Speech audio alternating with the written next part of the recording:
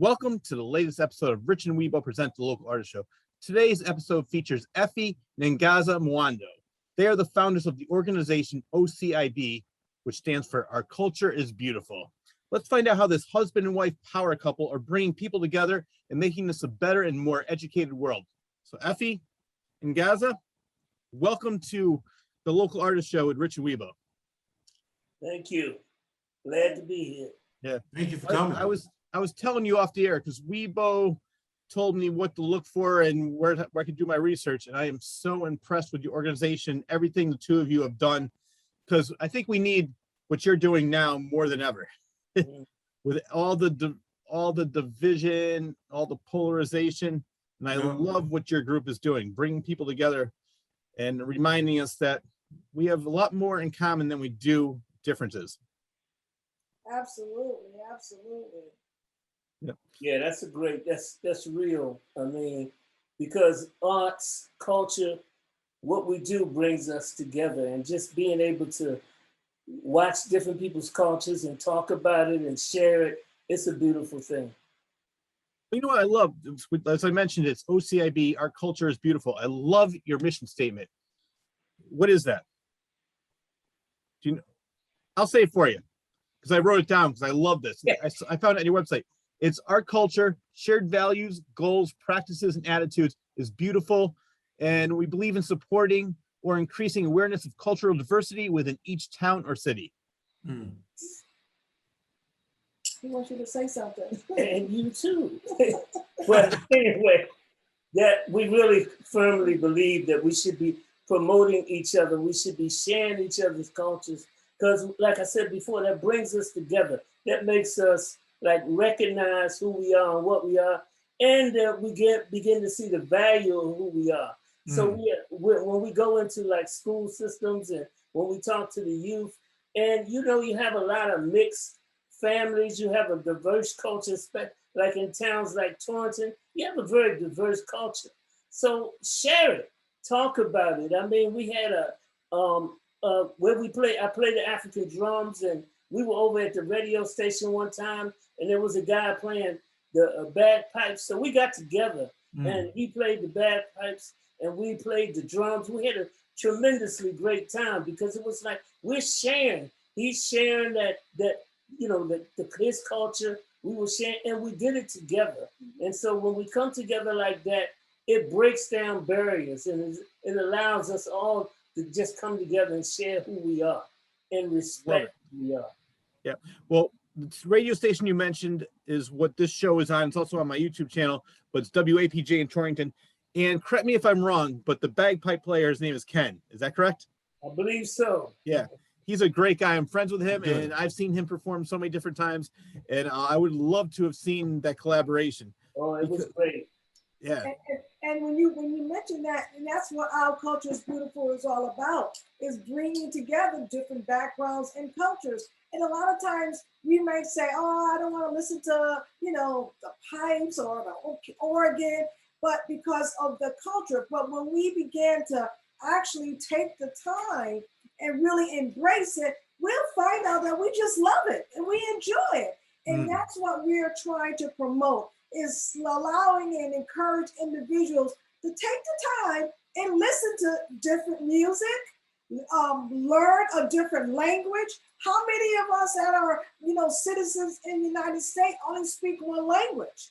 You know, why can't we incorporate and encourage our families and our friends to say, hey, let's all learn two languages. We have an English language, and then why don't you do French? You do Italian, you do Spanish.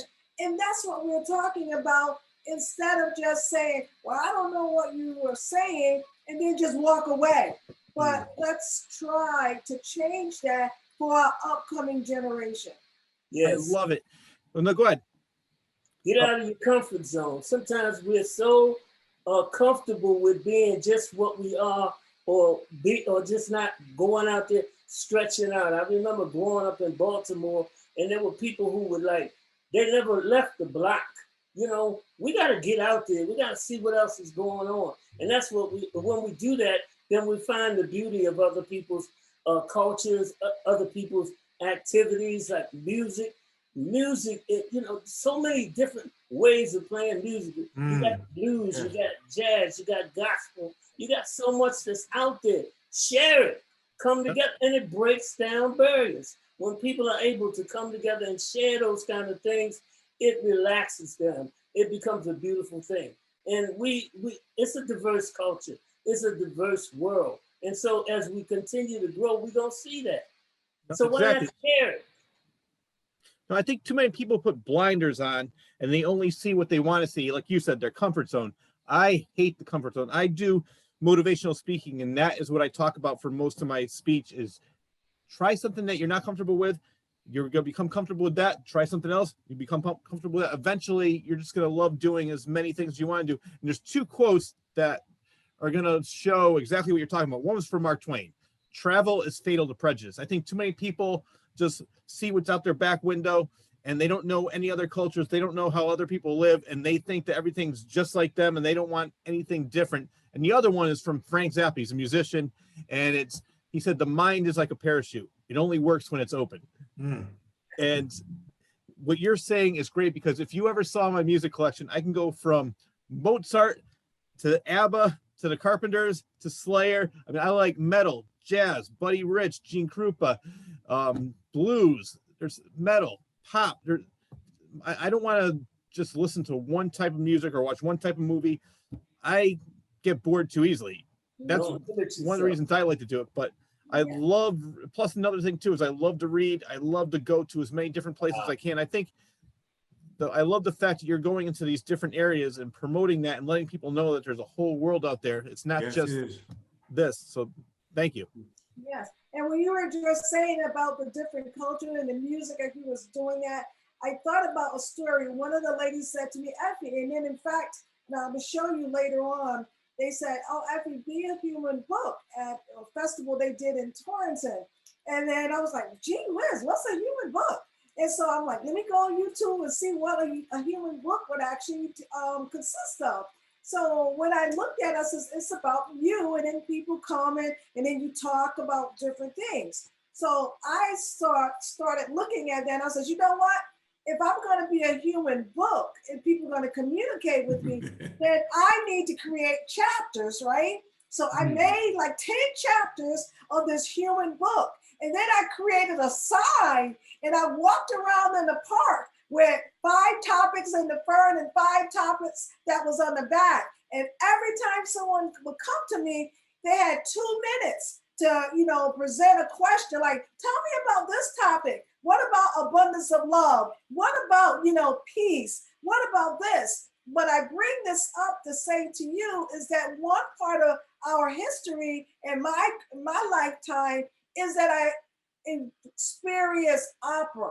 Now, here I am growing up in the inner city, and this is what we were talking about. This is what I mean about our culture is beautiful. So I wasn't exposed to opera. It's like, oh no, we don't go.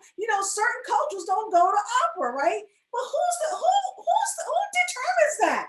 Why would you even say that? Why would you put a limit on a culture or a generation of youth or adults and say they can't do this? Well, the ending of the story is that I decided that, hey, they had tickets down at the Bushnell. Let me go and see this opera. Let me see this play. And because I enjoy Broadway plays, but I never went to opera. Go to the opera show. What happened? To my amazement, I loved it. Although I didn't always understand some of the language as they were singing, but just the performance itself, the intensity, the energy, it was fabulous, right? And so what I did is like, now when individuals are talking about, shows or different things that they're not accustomed to, they didn't grow up around, I encourage them. If you never expose yourself to it at least once, how can you already define that you're not going to enjoy it? It's because it's something you have not been exposed to, you don't know, you don't understand. So our group, which is made of about 15 other individuals, we're saying, let's promote this. You never attend this, you never spoke this, you never seen this, but sit down and get to know it. Go to a Broadway play, go see a movie that's in a foreign language. how do you know you're not going to enjoy that and be mesmerized by the language, right? Yeah. And then you find out that, wow, this is awesome. I want to learn more about that. And that's what we're talking about. Don't criticize it or judge it, but get to understand it. And maybe you'll find that it's something that you too would like to become a part of, whether it's the tradition, the language, the history, the customs. That's what we're talking about. And that's why I love what we actually do. And I loved it when you said you were a motivational speaker. As you can see, I love to tell stories. I love to talk, and I love history. And I like to bring it to life as well. All I could do is applaud you on that one. I know it. Go ahead. I have to say, for me, I love Broadway, and several years ago, I used to go every month to see a different show. And you mentioned it. I never thought I would like opera, but I went to go see The Marriage of Figaro. I loved it. Luckily for me, on the screen in the back, it was in English. So they were singing in Italian, but it was in English. And one of my favorite documentaries I never thought I would even enjoy, but it's on Pavarotti, done by Ron Howard. It's so interesting and so yeah, I am just like you. There's a place in Hartford called Real Artways. I go there all the time, or I used to before the pandemic. I haven't been there recently, but I love to check out their different art exhibits, their different events. I go to see their foreign movies because I love trying new things because first of all, I want to learn. And second of all, I love to keep myself busy and educated, and I like to have fun. So that takes care of everything I want to do. Trying something new, getting out of my comfort zone. And I just love the fact because so many people need to hear the message that you two are bringing to these neighborhoods. That's a great thing when you say getting out of your comfort zone, because until you get to that point, you won't stretch out there. You won't get out there. We've been to powwows. We've been to up to the Indian reservations. We talk with different people. We've shared that. And one of the things that we do the African drum circle. One of the reasons we like to do the drum circle is because it becomes inclusive. And as you see, we have a drum here. We have a drum, another drum here. All right. We try to come equipped so you can see some of the things. And by doing that, what we do, we make people inclusive.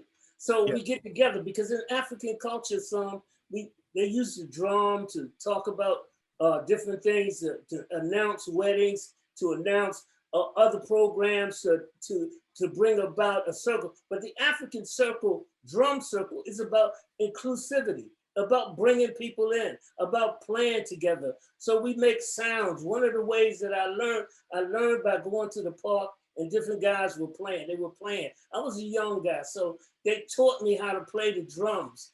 And when we did that, the community came together. What they did is everybody would bring different dishes, and then it would be a family affair. And then you could play on anything. It didn't have to be the drums. Nope. You could find a bottle, you could find some sticks, and then we had everybody playing together. And it was just a harmonious thing. So that's why we do it now. When we go out, we invite people to come and play. But I like another thing that you said, because you become a reader, your mind wants to reach out there and expand and do those things that you didn't know about. I remember I even went learning how to climb mountain climbing. So, I'm not into heights, but I said, well, let me give it a try. So I can see and I can get out there and share this experience. So there's so many things that we can do. But if we stay in that little area, or if we don't stretch out, it's like getting on the elevator and not speaking to somebody. Say hello to them. Let them know. Just share with them. Have a good time. And so culture brings that together. Different cultures bring that together. Learn how to speak another language, I'm learning how to speak Spanish, Just learn it. Just try it out. It can't hurt. And then once you learn it, you can just say, talk to people. Speak some Swahili, speak whatever, but just get out there, do things. Check out, like I used to go and listen to movie soundtracks and stuff like that. Love it. Love, back in the day, just let me just listen to some different kind of music. My music is jazz, and I love gospel, and you know, I get out there, I got some country western, I got all kinds of music to listen to, because I never know what message is going to be sent through that music. And that's why I love to share those experiences. So when we're going out there and people are doing things, we had some folk come over to the church one time doing what they call it, when you step, the Folk dancing. the Irish folk dancers. Oh, Dancing? No, when they up on their tippy toes and stuff. not Celtic. I know you're talking about, but I can't think of the name of it right now. But I know exactly what you're you're talking about right now. But we even went to the theater to watch it. So we're not limiting ourselves. And so we want to check out all kinds of things. I remember getting those. Went to the Irish, and they just did that, and it was just, I was fascinated. It was hurting me watching them, because I said, ain't no way in the world I'm gonna get on my toes like that. But but it's so good to see it and see people do different things. And that's what we got to do. We come from a mixed community. America is a mixed place. People say it's a melting pot. And I like to say it's a salad bowl, because lemons, and because a tomato is still going to be a tomato, and you know, a cucumber still going to be a cucumber. So if you're Italian, be Italian, and just talk about your heritage, talk about your culture, share it with other people. If you're Jamaican, you know, let me have some of them beef patties, and let me have some of that curry goat, and some of that. Let's eat the different dishes. Let's share life, man. It's so beautiful when you can share life. And then people are not, and when you can do that, then I'm saying, like, you are okay, and I'm okay, and it's okay to be who you are. And if you come from a mixed family and you're Puerto Rican and you're Black, just say, well, I got this culture and I got this culture. So I love both of them. I love who I am. So just share it. And that's one of the things that when we go into the school systems, we want to teach about diversity, and we want to talk about it, but we also want to let people know, don't discriminate because of where you come from or who you are or whatever. So that's another thing about the drum circle. When we playing the drums, we're saying, let's beat all that nonsense out. Let's come together. Let's release it, and let's beat it out and share, and let's share together. Come on, we're gonna have a rhythmic nation with different beats and different styles, but we all gonna do it, and we're gonna be excited about it, and we're doing it together. And we're not limited. So we've had different people come in and play with us and just share the moment. That's how I learned, sharing the moment. That's what culture is, sharing the moment. And just imagine the world. Just imagine 5 years from now, if we began working with our young adults, let's say ages, 12. So 5 years from now, they will be 17.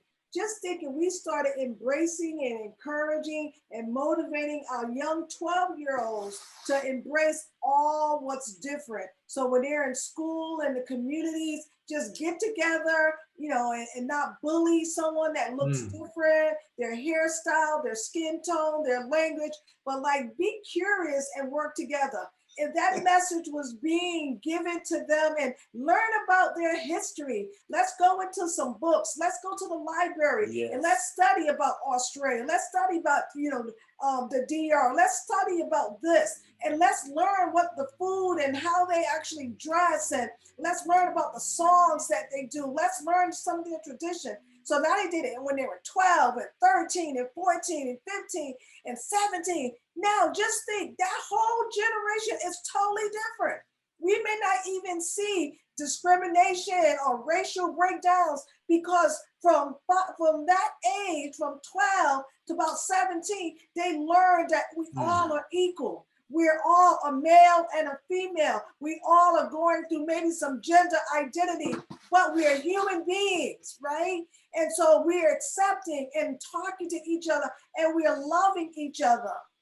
instead of beating each other and finding jealousy and putting each other down and saying, I'm better, you better. No, it's almost like, okay, how can we build together? How can we change the laws together? How can we create new art together? How can we write a book together? How can we do all these things?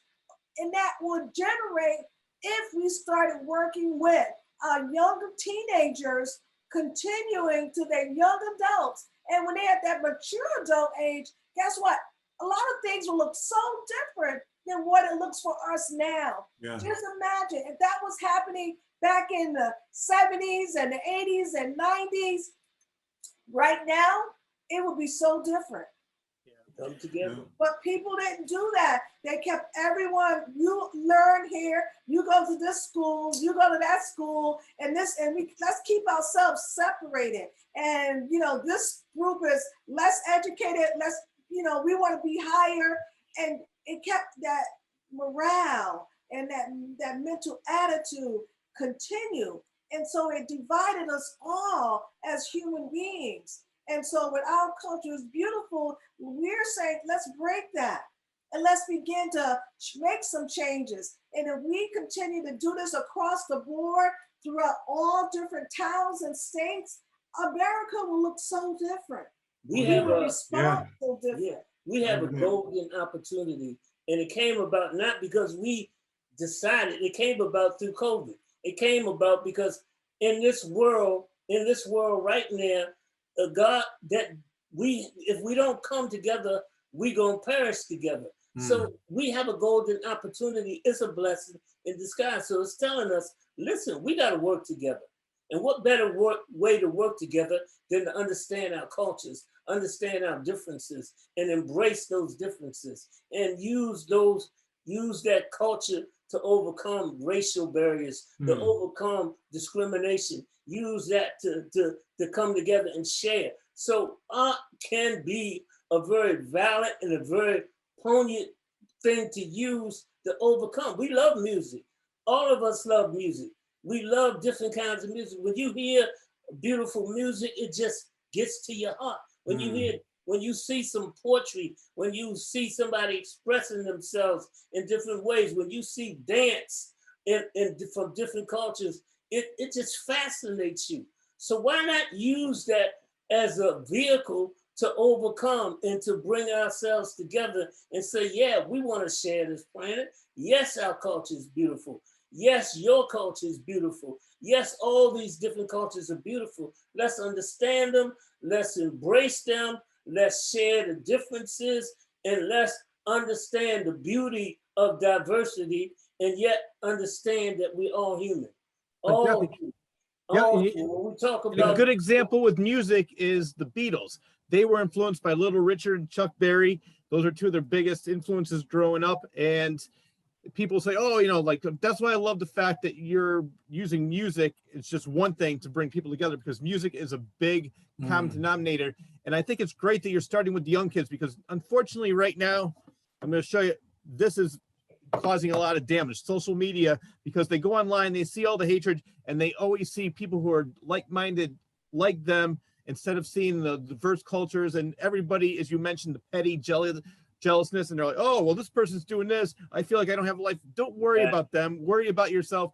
So I think this is, I know you've been doing it for a while, and I want to talk about how you got started with this, but right now is the perfect time. And I think people, as I mentioned in the intro, people need it now more than ever. So again, congratulations. So let's go back. How did you and your wife begin this OCIB? Our Culture is Beautiful. When did this begin, and what was the origin? Well, the impetus was young students who we went into the schools and we were talking to them. And as we were talking to them, they were bringing up some of the issues that they were facing. They were not able to learn about their history and their culture and other things. So they began to share that with us. And as a result of that, we got together with some other people and formed a group and start talking about how we can get these discussions to take place, how we can begin to work with our youth, how we can not only work with our youth, but work with our community so that we can involve others in this, so that we can turn this around so that they can go to school and they can share in the educational portion. So we'll find out we can have Latin history and African American history and all kinds of different histories so that we can learn about ourselves. We can learn about each other and just share that and be glad to embrace it, to talk about gender issues, to talk about why people discriminate, and just talk about how we can overcome those things. I mean, you talk about the Beatles and I hear the song and I hear the music, and all we are saying is give peace a chance. We'll give culture a chance, give love a chance, let's let art turn it around. Let's let our cultures turn it around. Let's embrace it so that we no longer see that identity issue. We see a human issue. We see people as being equal because they have different things to offer. So let that salad bowl work. Let that tomato still be that tomato, and let that lettuce still be lettuce, and let all that happen. So that's how, we just felt we had to go and begin to work with different folk and work in collaboration. So why, we don't need to reinvent the wheel. There's somebody out there already doing the work. Let's work with them. Let's give honor. Let's support it. I think one of the dangers that we have sometimes is sometimes people want to be this or they want to be that, instead of saying, well, let's come together and let's work together and let's get this done. And I don't care what culture you are, what color you are, or whatever, but we human beings and we want to work together. So I don't need to have no big head about this. What I need to know is that people lead this. We need to work together. We need to share this country together. So if we can start here in Torrington and do this and just share all these ideas around the world, that's what we want to do. And so that's what we continue to do. We continue to work with the city, the school system. We've talked with the school. We're talking with the police department. We're talking with different agencies so that we can bring about these changes and we can all work together and share. So if we can share this, we can be the light, the beacon of light for hope for other communities. And that's what we want to do. And so when you were saying that, as Angaza was speaking, it just reminded me that we do it through conversations. So what we actually do is actually have conversations with our youth, and those conversations can be very informal. They last from like 30 minutes to an hour, and just having a conversation about reality, and whether it's just about, what is it like, when you go home, and when you're talking to your grandparent or your parents, and they're not from your particular state, they're from a different location. And then they start talking about their childhood or what it was like for them.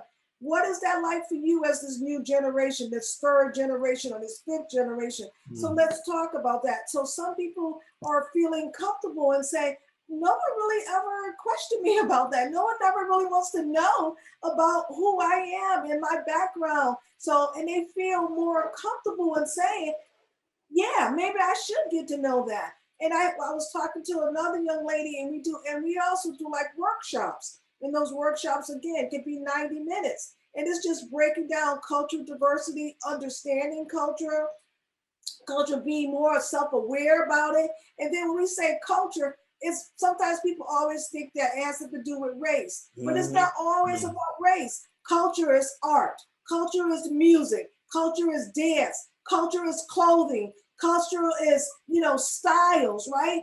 Food, language, history. It's so much stuff. When we talk about art, so it's a whole culture, all art, right?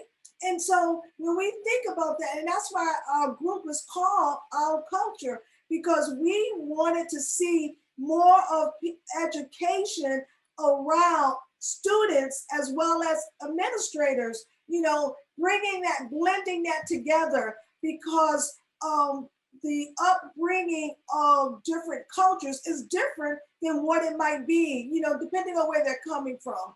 So with our group, we do those basic conversations for our youth, and then we do it for adults with the workshops. We do, like you said, the drumming piece of it.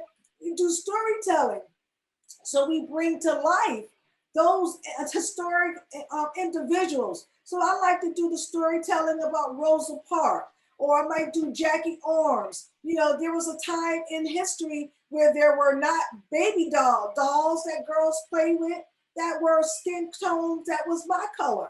So they, you know, so a person, a little girl my color growing up playing with baby dolls couldn't find a doll that looked. So Jackie Orms created these beautiful black dolls. So who knows this story? If it's not being taught in our schools or to other young adults, they may never know that there was ever at one time this woman who was an artist. She was an artist, a cartoonist, you know, and that was her passion. And she designed the Betty Joe doll, which was now beautiful, because prior to that, a person of color doll was not beautiful. It was a rag doll and it looked really ugly. But later she says, wait a minute, we're not ugly. Let's create a doll that represents beauty. And because when you look at the variety of who we are as individuals, we see some things differently. Yeah. So I just wanted to add that piece as to why we continue to go forward and how we even select the name of the group of our culture, because we didn't want anyone to just say it has something to do with race. No, we're looking at culture from a broader frame and looking at it from all different levels. I want to give you an example of what you're saying.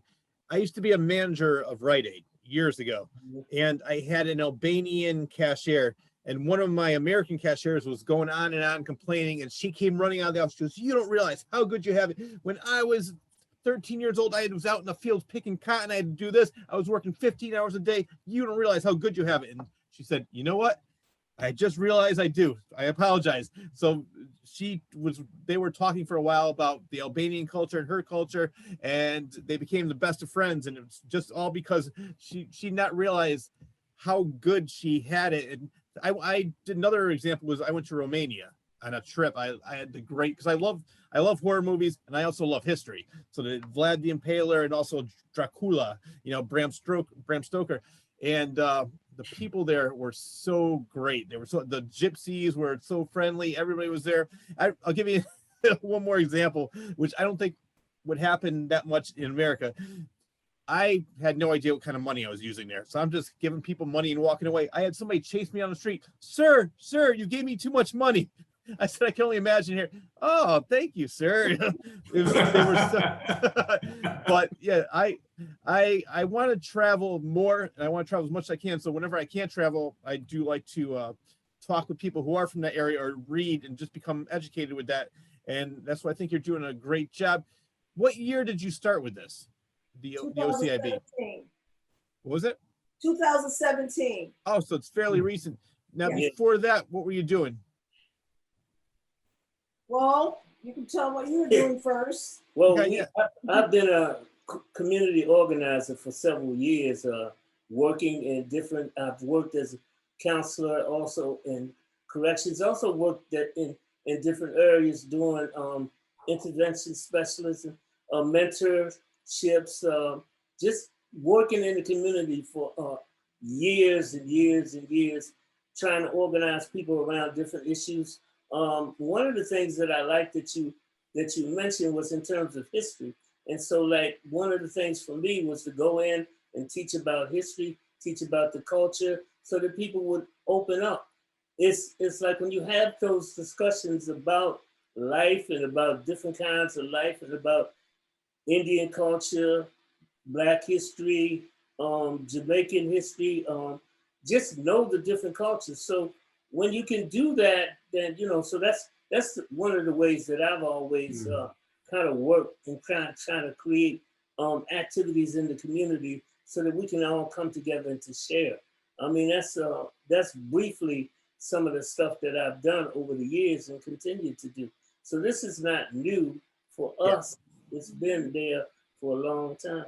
And so, and with me, as far as my background and experience, I've always wanted to help individuals. So there was one time in my life, I was a home buyer educator, helping individuals to become homeowners, learning the process, because I believe that everyone should have an asset and no one should be without it. So just teaching that.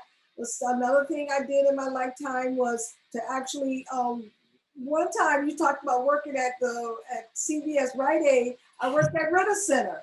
Oh my goodness, because I was going to be the first African-American woman as a manager of Ritter Center. You know, I was really going to do this, you know, because Ritter Center was just hiring men for managers. They wasn't doing it for women. And then a person of color. So, but what it exposed me to was ways that people live. Because as a Ritter Center agent, you had to go into people's home.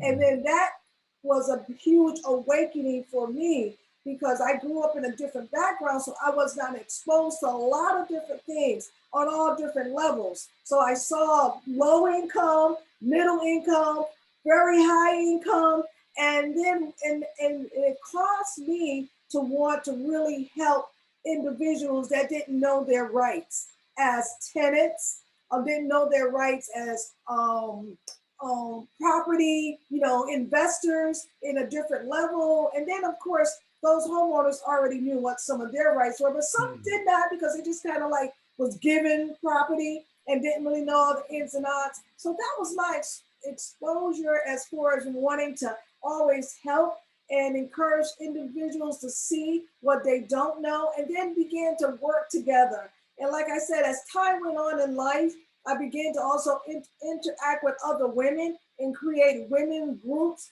The same for those women that had now become divorced moms or single moms, maybe not by choice or became a widow. Like, you still have to raise a family. So how do you do this? And then we began to organize as a group informally and creating what we call this Woman on the Move group, which is in my bio.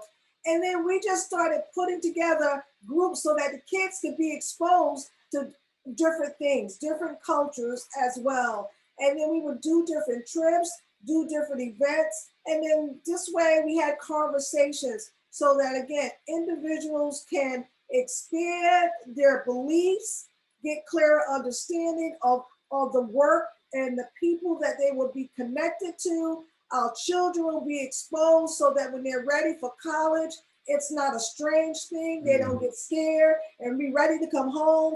But we were preparing them for all different cultures and backgrounds so that when they went on the dorm, they knew, like, I can blend in, I can balance, I can adjust, and I don't need to be afraid, and this is okay. And that's kind of a little bit about me as well. Yeah. There's Now, so much. Did you two meet while you're doing your different things? And because you realize that you're both organizers and you both want to help people, and is that how you two met? Woo, that was pretty interesting. We met. So I love interesting. Yeah. So we met at a conference. We happened to be at the same training conference. Right. Okay. And during the conference, this young man thought he would come over and invite me for lunch. And he's into photography, so he didn't tell you that piece. And I also like photography.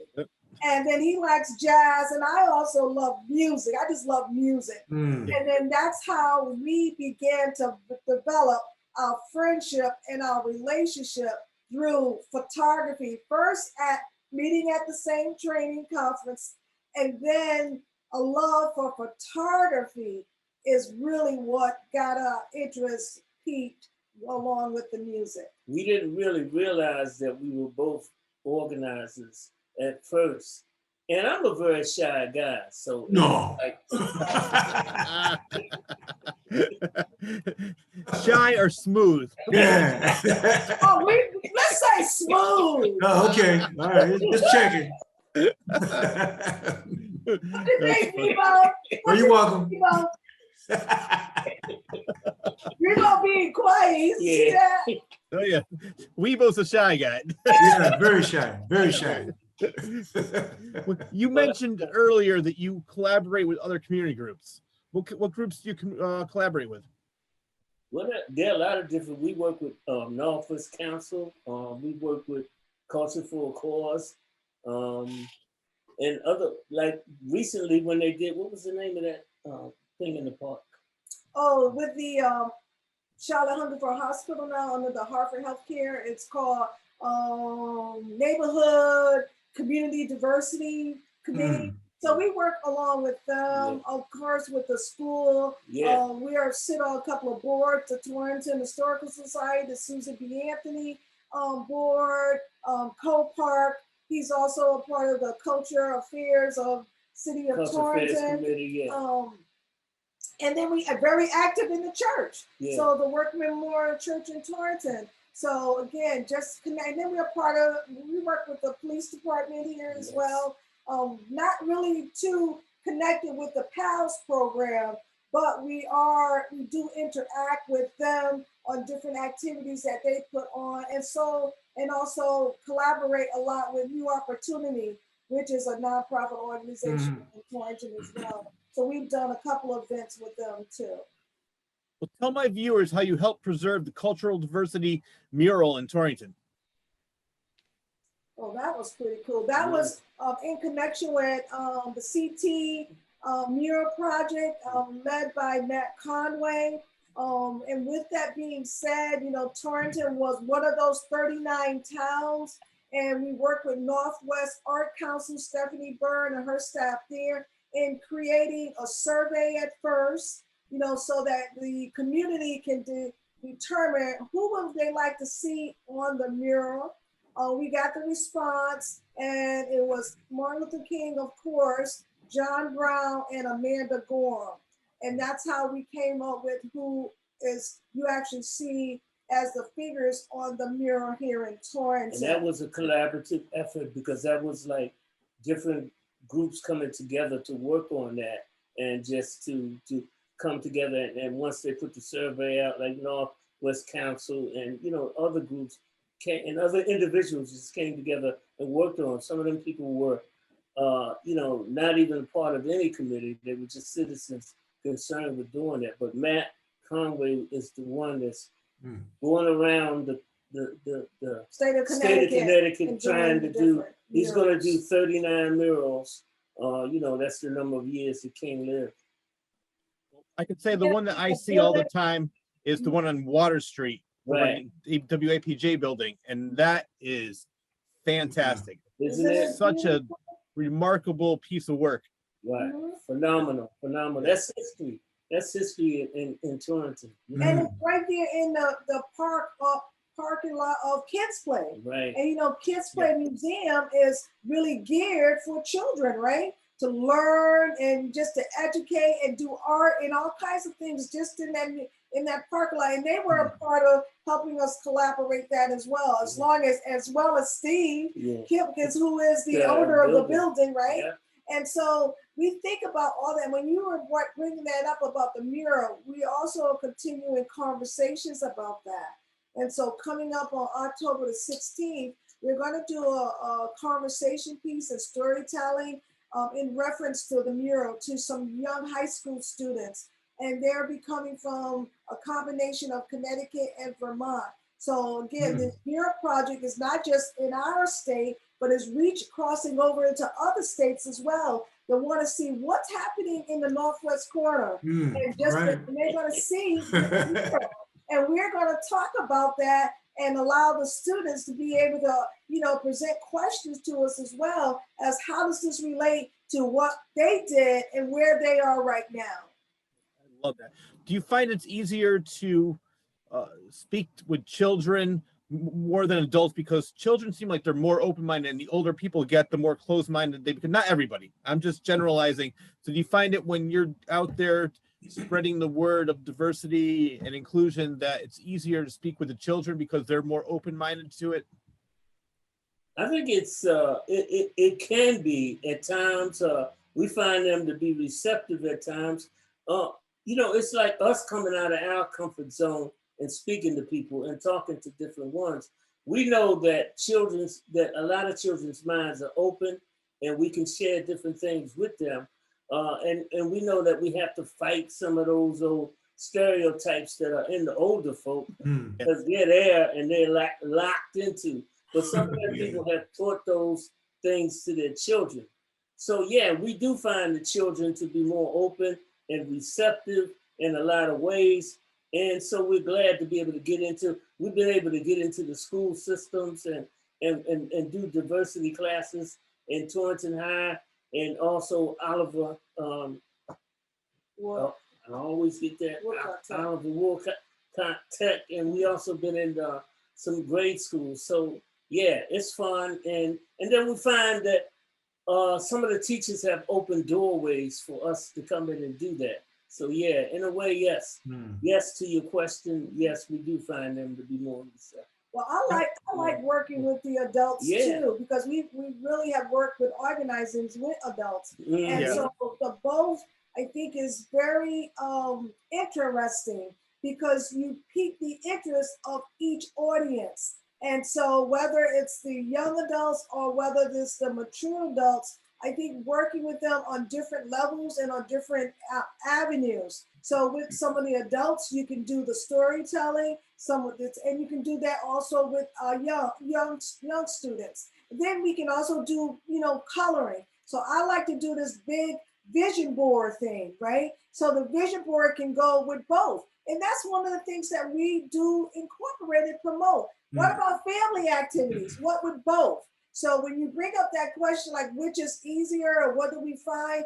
I think if we encourage more of those combinations of family activities and family conversations, then again, that's where we start to see the change. So that's kind of like one of the things that we really enjoy and I really enjoy doing is having those conversations and activities of doing a vision board or doing coloring or some type of art in reference to both the adult as well. Because when we do it with the students, the teachers are there. We have taught teachers also, like we taught the teachers in the Waterbury school system. We did diversity classes with them. So just getting back, you used the word earlier about comfort zone, and it's sometimes it's our comfort zone in being able to reach out to maybe it's hard ground to work in. It's hard ground to work, but at the same time, it can become very rewarding because some of the people are saying, well, I'm so glad we're having these conversations because I've been wanting to have them, but I haven't found the arena to do it. And so thank you for having them. So when we had the situation with the school teachers and they invited us in to talk about diversity and to talk about the different issues, they were very open. And some of them were like excited about being able to bring this stuff to their classes. Now, you mentioned, do they reach out to you or you go to the schools and say, I would love to speak to your students or some other organizations? How can people reach you if they want you to speak to them, to their either classrooms or organization? So they can call us by phone. So I'm gonna give you the number, 860-491-0387. So that's one way. Another way they can reach out to us is through our Facebook page. Our Culture is Beautiful, and they can message us through there. And then a third way they can reach us is through our email. It's ourcultureisbeautiful@gmail.com. OCIS beautiful@gmail.com. And then they can mail us. And our mailing address is P.O. Box 811, Torrington, Connecticut 06790. So those are the different ways but when your question was about teachers, a lot of the schools reach out to us. And then they'll say, can you come to the school? In fact, Torrington High School, they, have this big thing going on September the 9th. So each week, I think they do some kind of theme. So I'm looking forward to that because it's about, different decades. So I think I may dress up in the 70s or something. So let's see. I'll have a big afro. Who knows? I love it. I know, Wibo. Wibo, you can come with me that day. Put your afro on, your bell bottoms. What time does it start? Yeah, Wibo. If he's doing that, I'm putting on my polyester shirt and pants. You remember that? Oh yeah. Hey, you gonna have the platforms? Yes, Oh, the exactly. September 9th was a bad time. I'm doing the granddaughters that night. Okay. Yeah. Wibo always got something. Oh, I know. gotta stay busy, man. Culture. And Weebo also does a lot for the culture too. Weebo's just like you two. He's very humble, and it's funny because I've known him for several years now, and every time I talk to him, I learn something new about him. Like, oh, you do that too? Oh, wait, oh, you worked with this organization. So yeah, I love that about him because it just shows he doesn't do it to get attention or to show everybody like, oh, look what a great guy I am. He does it because he really does care, just like you two, and he does it because he wants to see change. He wants to help people. Yeah.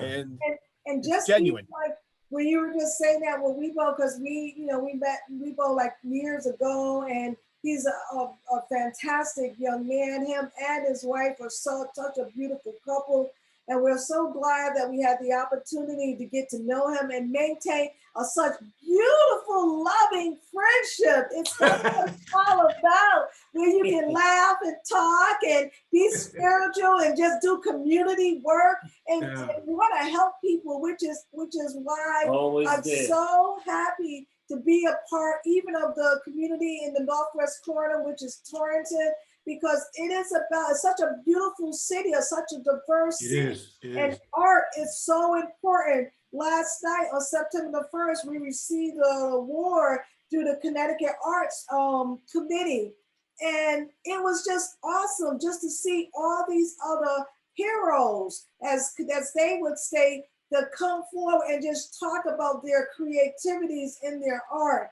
And one of the things that I loved about it is because we're going to continue to network, because God has given us all art, right? Amen. And whatever that talent might be, we have learned to develop it and we give it back to the world. And so whether you can see a rock, and I might see the same rock, but all I see is just a rock.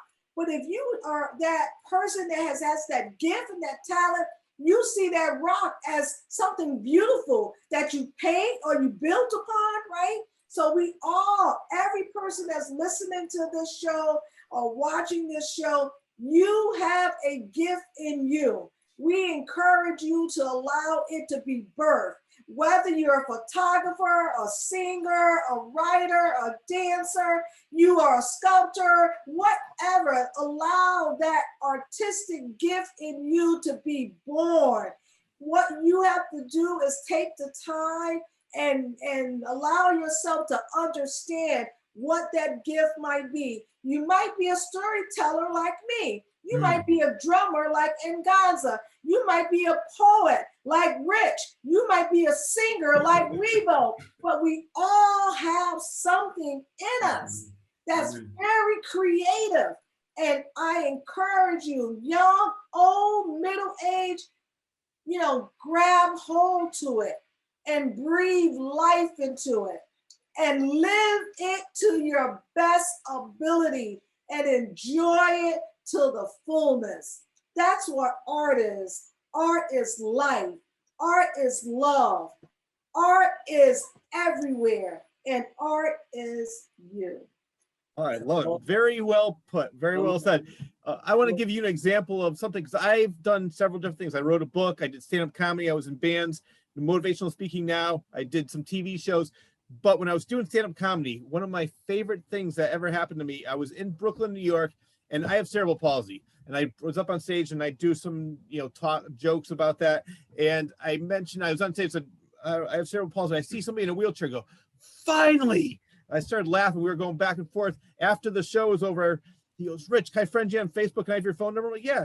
So about a month later, I get a phone call. He goes, can I speak with you? I said, yeah, give me a call. And he said, Rich, ever since I saw you, you gave me the courage to go out and do more comedy. Now I'm not afraid to go on the train and go to different boroughs or go to different towns and even different states. You went to Massachusetts. He goes, all because you gave me the courage by watching you up on stage do that. And I love that, because sometimes people just need that push to realize that they do have that potential. They do have that talent, and they just are afraid for that first push. And once they do that, they're not stopping.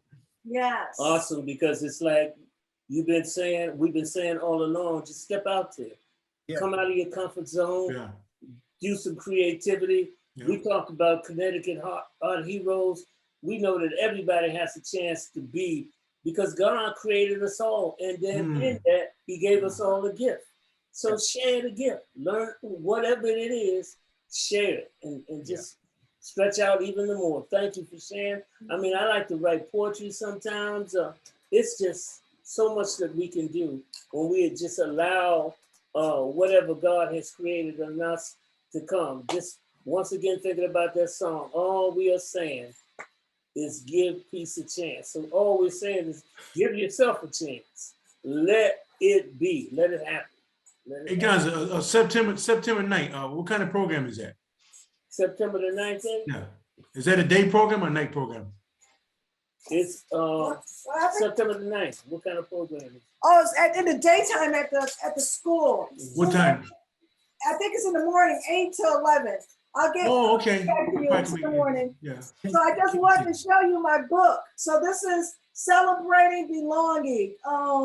And remember I was telling you about being a human book? So again, for all of those that are listening, who would know this would be a talent? Who would know I would want to really be a human book and telling stories? So I created, chapters so that people can be able to say, oh, Effie, tell me about having peace. Tell me about She Rocks. Tell me about being an entrepreneur. Tell me about feminine energy. So I say that to you all when you think about art and you're listening to the show, create your own book. Rich just said he wrote a book. So to me, I just started off just being a human book, walking around in Cole Park with the sign on with my different chapters. Who knows? My future might be 10 books out of this one activity. But I share that when Rich was talking to all of you that are listening, if you try something once, I didn't even imagine I will enjoy that as much as I did. I love telling stories and reading out loud at the schools or in the nursing home, but now I'm discovering other things. And this is why I say to all of you that are listening, discover your birth of art.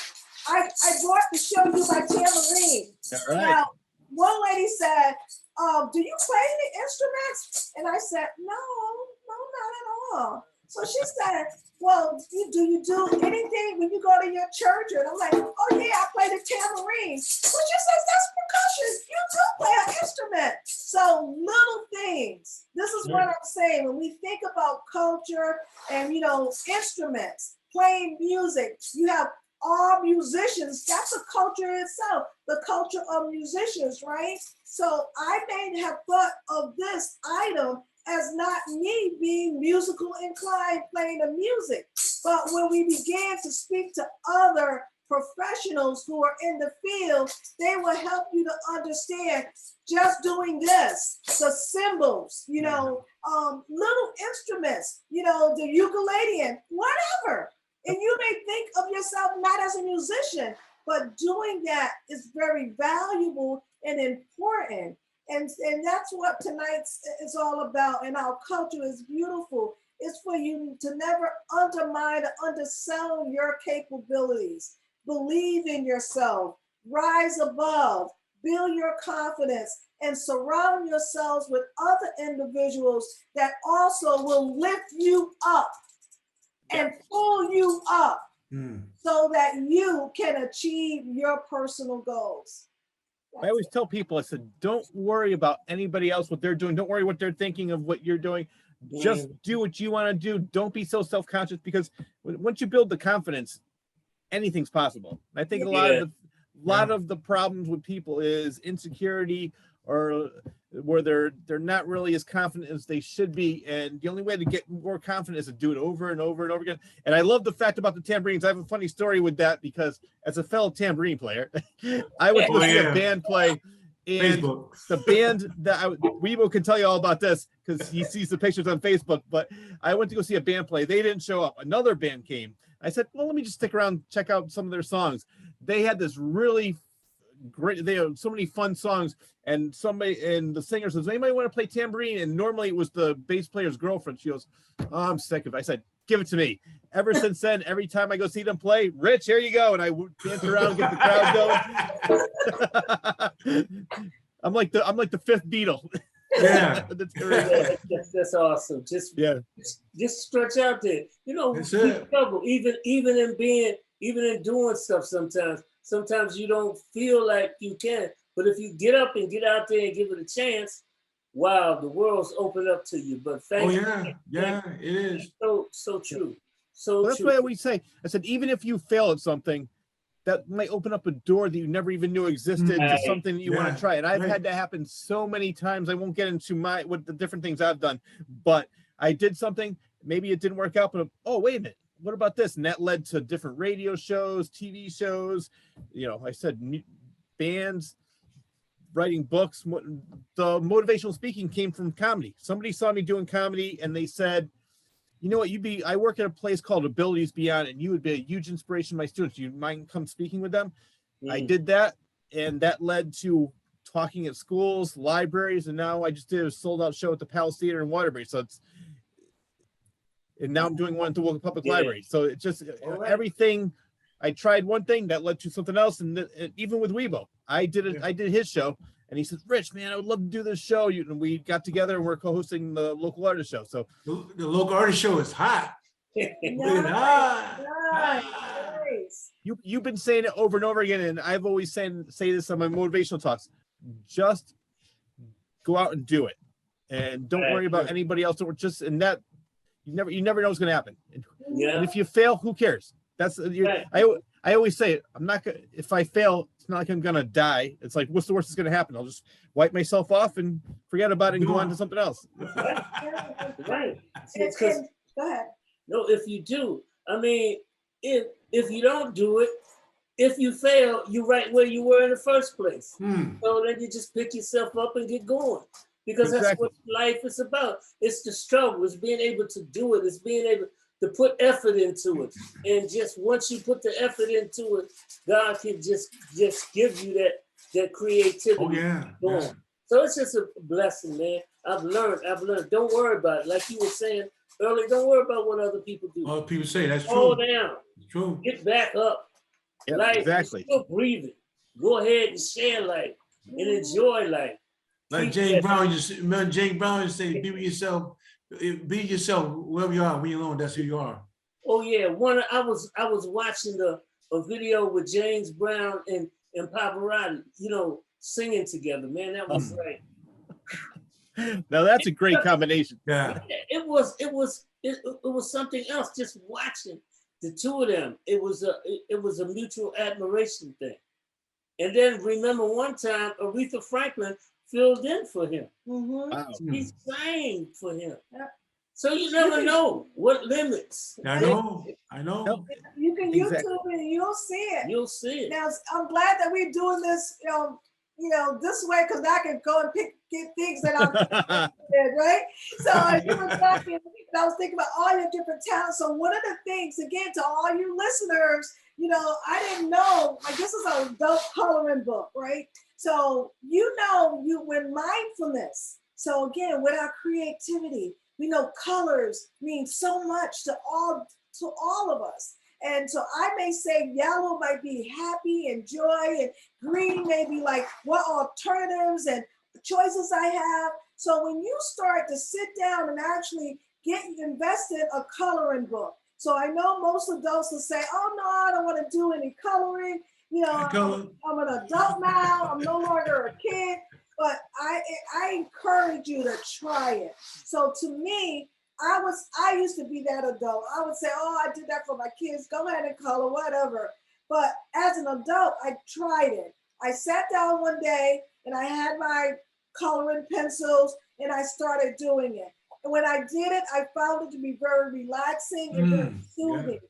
So even with the art of just doing adult coloring, now you can create a whole club, a whole group of your peers. Again, being positive, and each one of them have their own little adult coloring book, and you have all your coloring pencils and crayons, and you all are coloring at the same time, but you also having a conversation. A conversation about diversity. conversation about children, conversation about food, conversation about clothing, conversation about discrimination, conversation about social justice, but you're doing it in an atmosphere that's soothing, relaxing, and being very creative. So even with adult coloring, that's another way of expressing art. So when you hear us talk about our culture is beautiful and doing it with all different populations and backgrounds, this right here can bring everybody together. No matter what language you speak, no matter where you come from, you can do something like that. So I wanted, when I heard Rich saying all the different skills and talents that you have been exposed to and you experience, I just had to go get my adult coloring book. All right. It's time for guys to go get some. Go get some, guys. Hey, Wibo, can you take over? Let me pull out my poetry book, man. My writing. Oh yeah, he writes poetry too. That's another way how I met him too, Rich. When Rich call you smooth, they were smooth. Oh yeah, he's smooth. Oh yeah. He says shy, we say smooth. Yeah. He did a poem, and that just, poured me in again. Now, are you exclusive to Connecticut, or do you go outside of Connecticut, such as You go Massachusetts? outside. You go outside as well. How far do you go? New York, Massachusetts, Rhode Island? So far it's just been New York. Yeah. So we haven't gone like outside, if someone, like I said, we got the students coming from Vermont in October 16th. Yeah, man. So Okay. once if they reach out to us, we'll go Right. there, because a lot of things now, you can do it virtual like how we're doing. Right. And so if that happens, we'll do it as well. We have our children in Virginia, and then we have his family is in Baltimore. So we try to incorporate a lot of the things that we're doing and bringing that to the community, because no matter where he or I go, we're going to meet new people. And then we just start talking. So there's happens to be an open mic event there, and I'm there, we're there.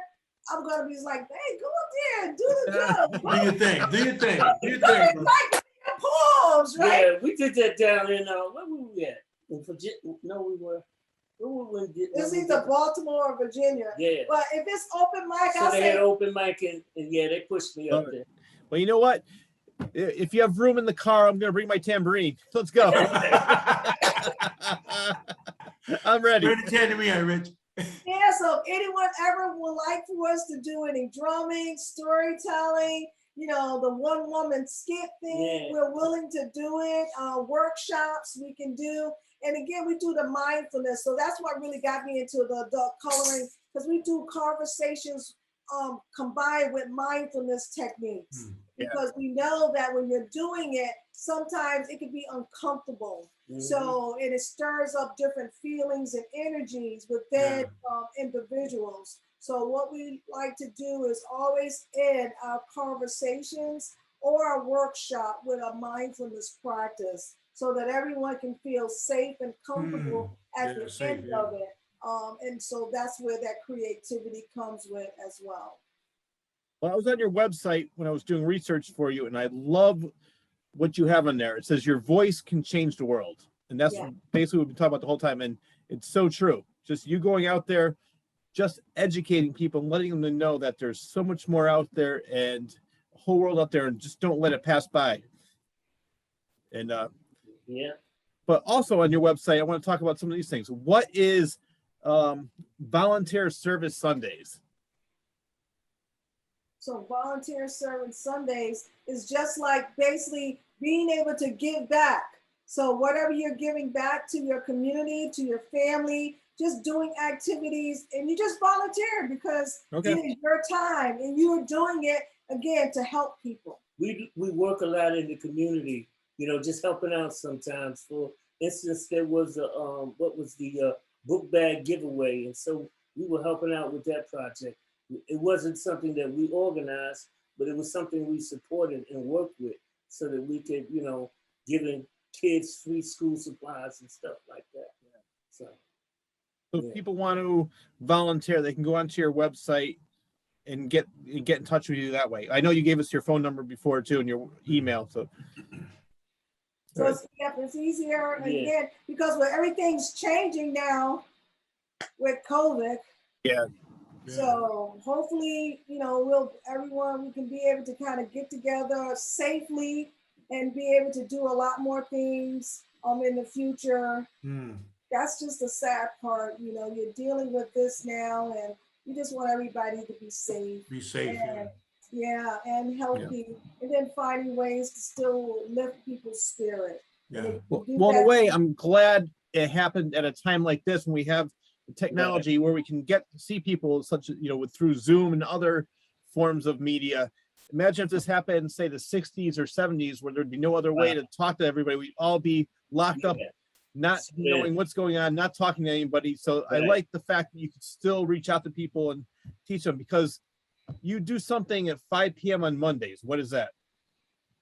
The conversation, the diversity conversation. Diversity conversations, yeah. So that's on Facebook.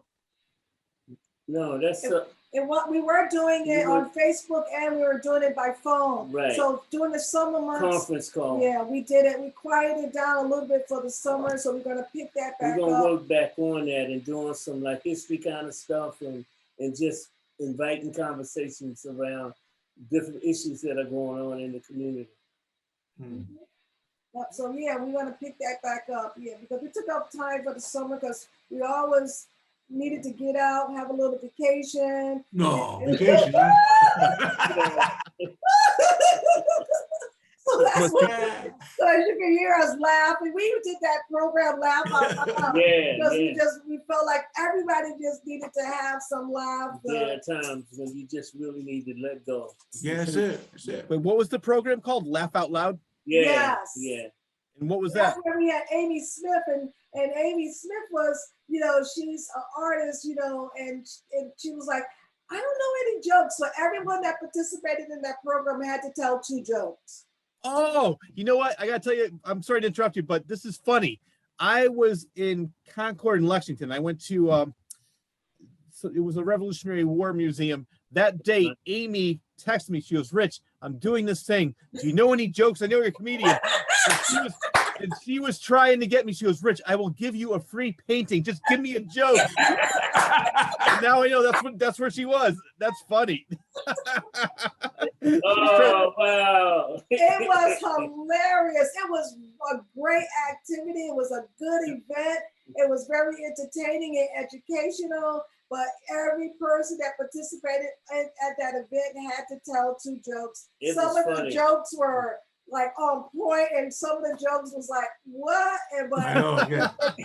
Well, it was funny. Had your mouth open. Even the ones that were off point, even the ones that were bad, people were cracking up because they were so bad. Yeah. Well, I will say, if Amy's jokes were bad, it wasn't my fault, because I was driving and I told her, I said, I can't really tell you a joke right now. So I didn't have a chance to. Amy did good. She did good. Yeah. That's good.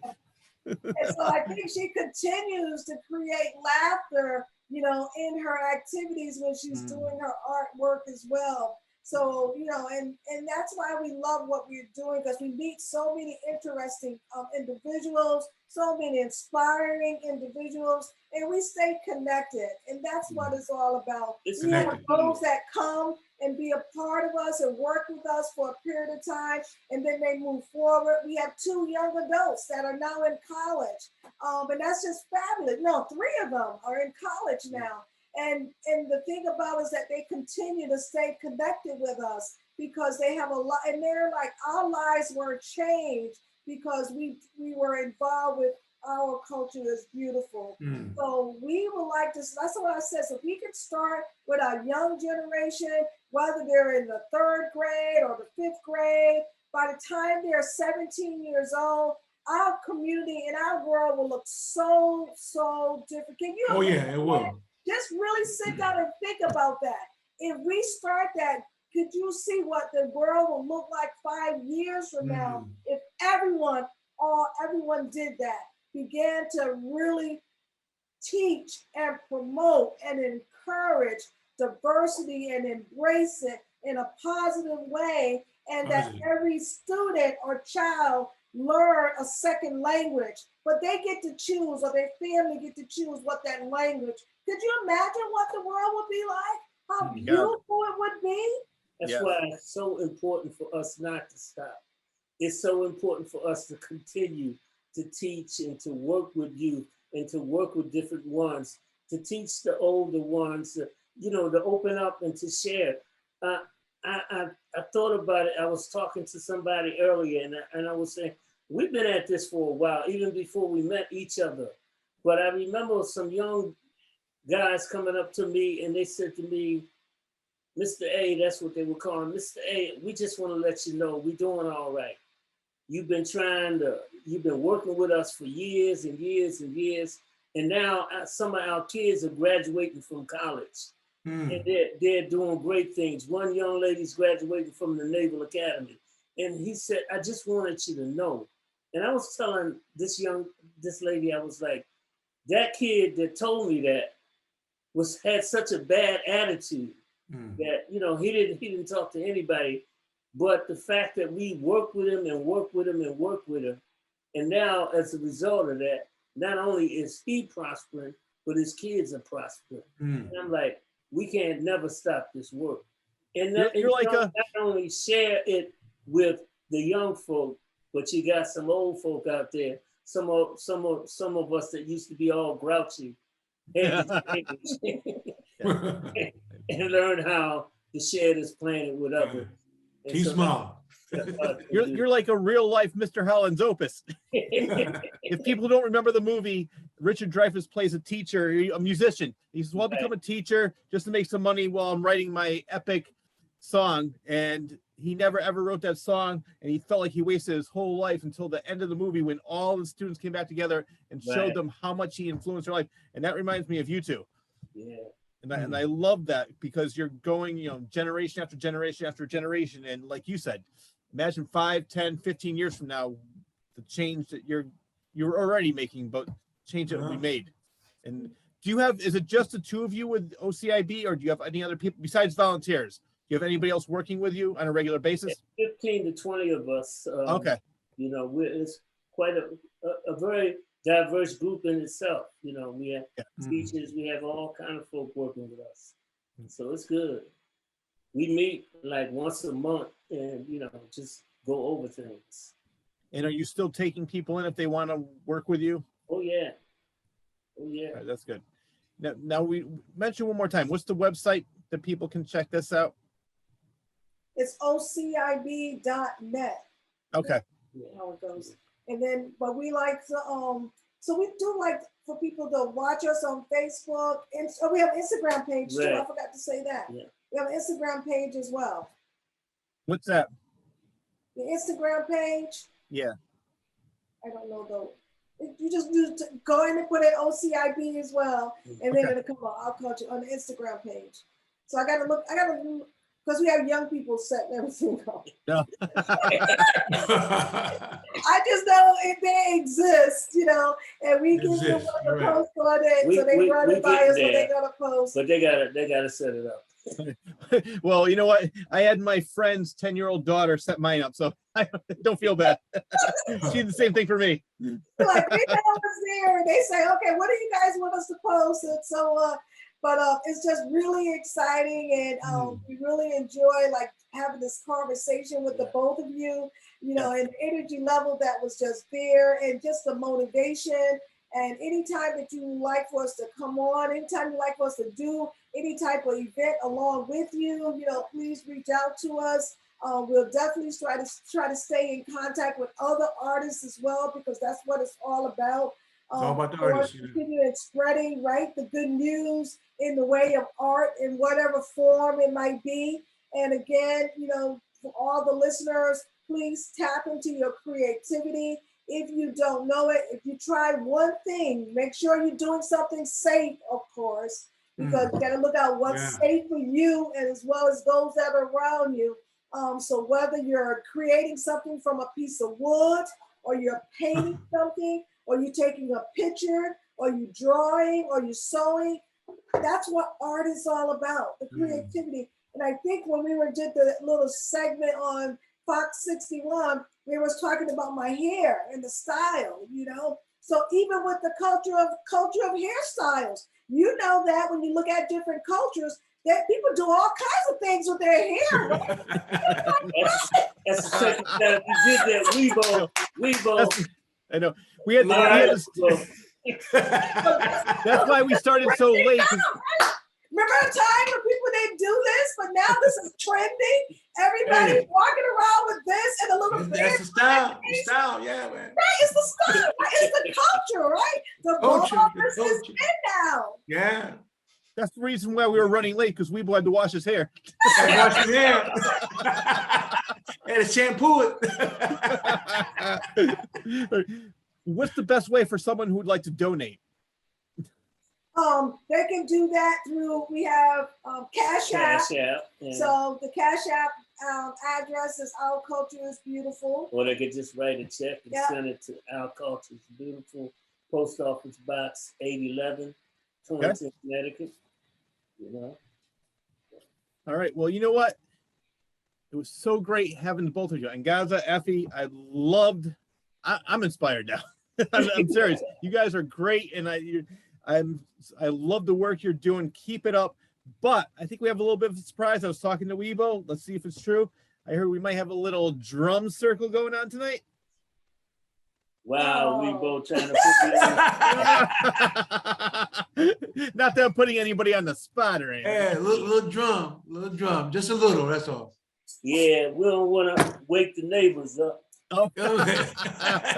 Just a little, that's all. Wait, you know what? Hold on 1 second, Wibo. Keep them going. Keep the drums going. Keep the drum going. Oh, they're getting ready. Tune it up. Tune it up. Look, God. Tune it up.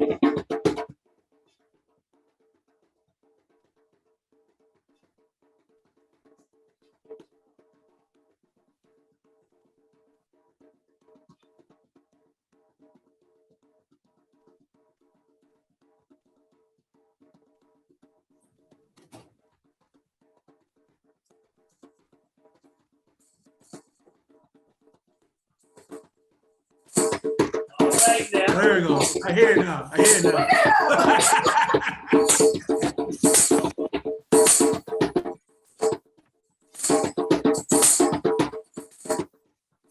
We just got a tangerine.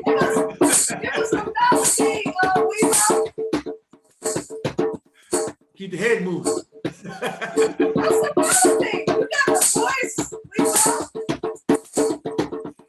Keep the head moving.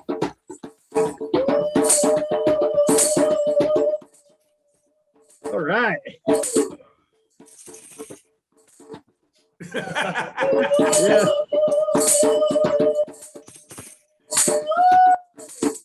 This is your show. This is you and Angaza's show.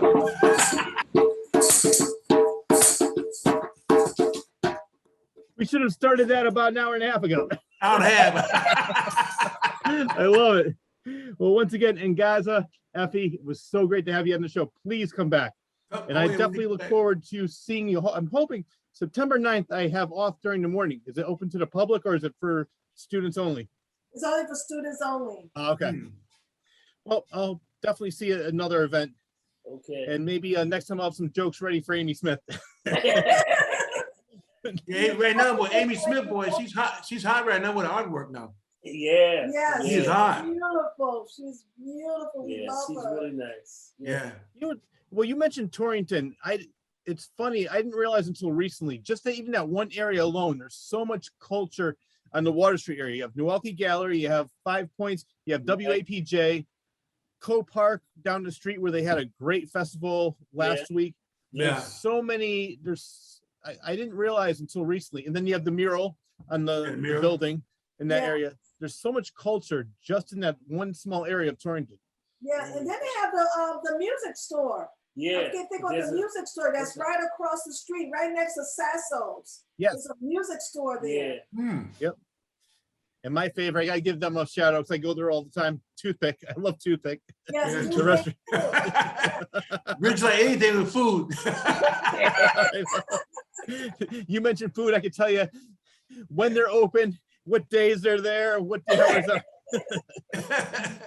Well, anyway, please come back, and I will, before we go, I want to do the outro, but I'm going to hopefully see you soon. So remember, September 9th, that's just for students only. And follow them on Instagram, Facebook, and check out their website, and stay motivated.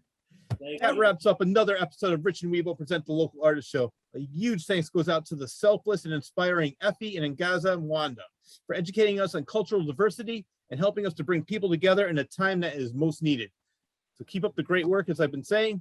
And a special thanks also goes out to you, the viewers, for tuning in. Enjoy your day, everyone. Good night.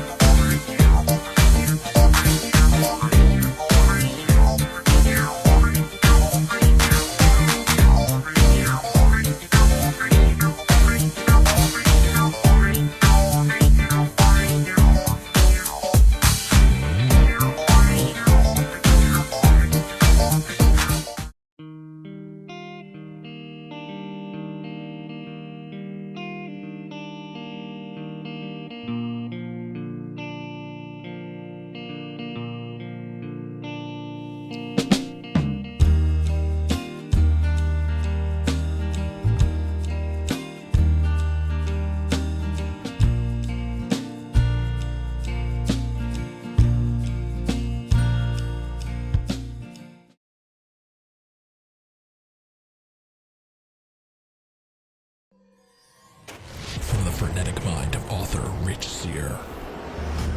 5 terrifying short stories, now available in one collection.